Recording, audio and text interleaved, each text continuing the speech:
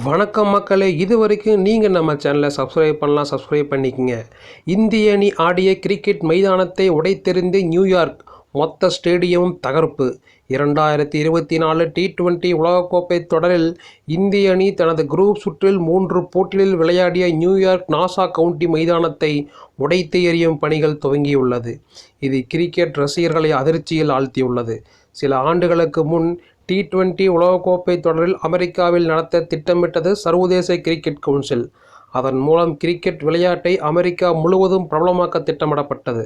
அதற்காக வெஸ்ட் இண்டீஸில் நடைபெற இருந்த 2024 T20 உலகக்கோப்பை தொடரின் குரூப் சுற்று போட்டிகள் சிலவற்றை அமெரிக்காவில் நடத்த முடிவு செய்யப்பட்டது.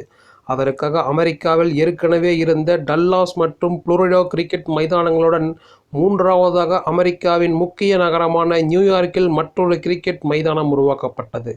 வெறும் 106 நாட்களில் இந்த கிரிக்கெட் மைதானம் உருவானது. இது தற்காலிக மைதானம் மட்டுமே. இந்த மைதானத்தில் உலகிலேயே அதிக ரசிகர்களை கொண்ட இந்திய அணி தனது 3 குரூப் சுற்று போட்டிகளில் பங்கேற்றது. இதில்தான் இந்தியா பாகிஸ்தான் போட்டியும் நடைபெற்றது. எதிர்பார்த்தது போலவே அமெரிக்காவில் இந்திய அணி மற்றும் அமெரிக்க அணிகள் ஆடிய போட்டிகள் பரவலாக பேசப்பட்டது. தற்போது நியூயார்க் கிரிக்கெட் மைதானத்தில் திட்டமிடப்பட்டிருந்த அனைத்து போட்டிகளும் முடிந்துள்ளது. இந்த நிலையில் அந்த தற்காலிக மைதானம் அகற்றப்பட உள்ளது. இந்த மைதானம் நியூயார்க் மாகாணத்தின் நாசா கவுண்டி என்ற பகுதியில் உள்ளது. அங்குள்ள ஐசன் ஓவர் பூங்காவை சேர்ந்த இடத்தில்தான் மைதானம் அமைக்கப்பட்டது. அங்கு கோல்ஃப் விளையாட்டுக்கான மைதானம் இருந்தது. மேலும் அது சுற்றுலா தலமாகவும் விளங்கியது. அந்த இடங்களையெல்லாம் T20 உலகக்கோப்பைக்காக தற்காலிகமாக மூடிய அதிகாரிகள் ஐசன் ஓவர் பூங்காவில் இந்த தற்காலிக கிரிக்கெட் மைதானத்தை உருவாக்கியிருந்தார்கள்.